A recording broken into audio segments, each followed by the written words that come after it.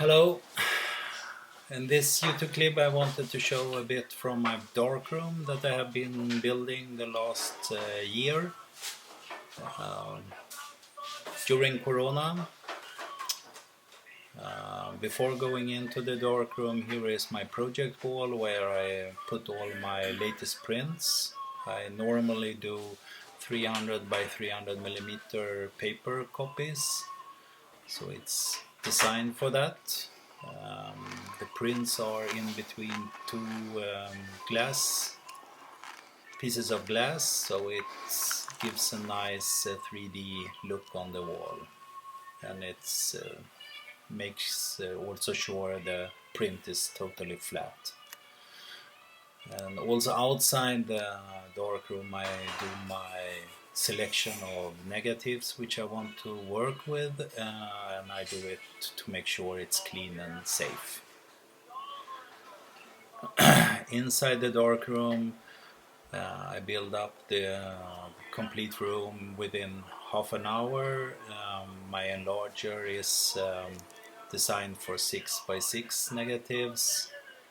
This is the third one I have before I have finally found one which I really like.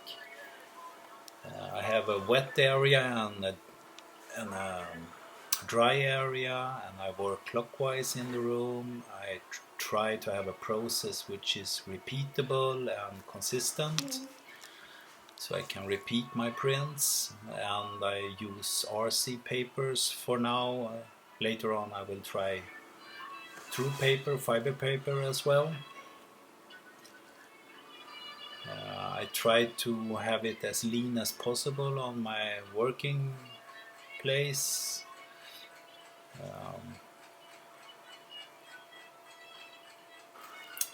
The water rinsing is driven by an aquarium pump with a heater. The focusing I do right now manually, and I have a grain loop with 20 times enlargement. I have bought myself an Analyzing Pro timer, really good device with a light sensor in it, and it calculates for me also the hardness grade which I should use for the prints.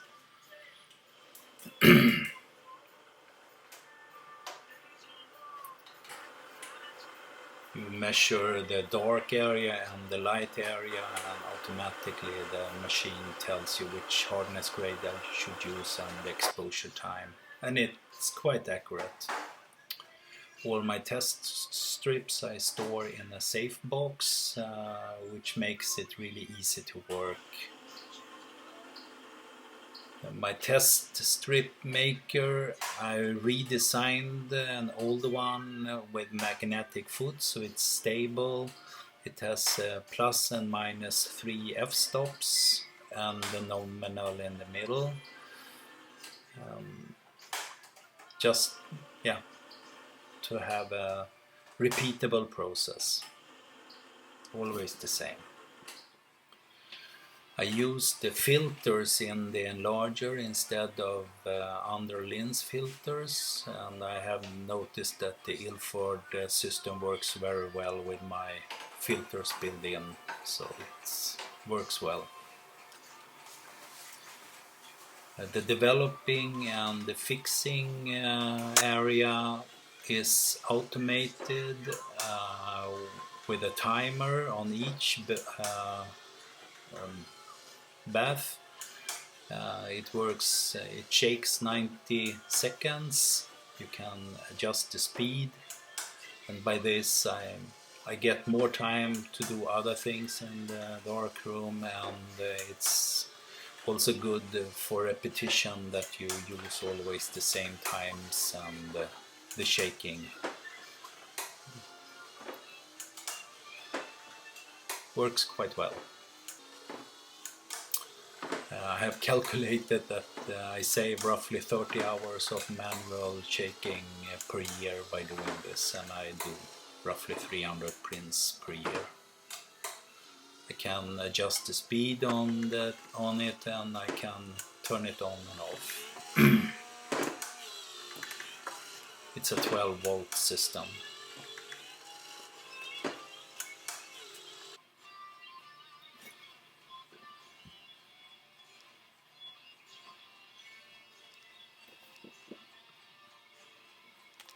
The water timer is a bit different. Here I drive an aquarium pump and a heater. The heater is always on, and it circulates the water because it's more important to circulate than to refresh the water. It's so much water in this tank, so I don't need to refresh it so much. I have in the darkroom a paper cutter because it's much, you save much paper by always cutting the same sizes, and one paper is enough for me because I get 4 test strips and the print paper in one piece of paper, and this is really easy to work with. Here is my washer again with a bit more light, and here you can see that this in the sink I have 2 pipes which I can turn on and off to have the possibility also to clean my hands inside the darkroom. I can also flush over a bit new water if I feel that it's needed, but if I do 10 prints I don't need to retake water. I try to document all the prints I'm doing so I can repeat it later on if I would like to.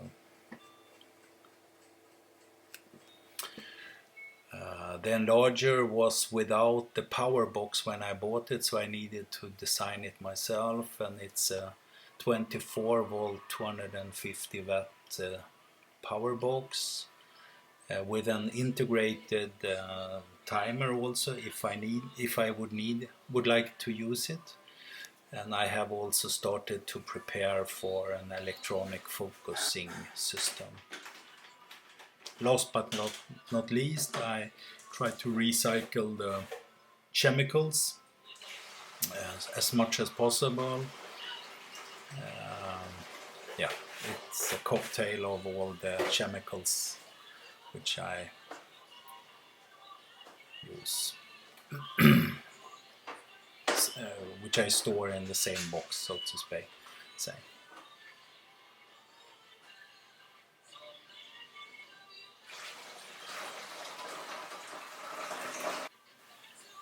It takes 30 minutes to build up and 30 minutes to take down. And I'm really happy with this solution. Thank you. Bye bye.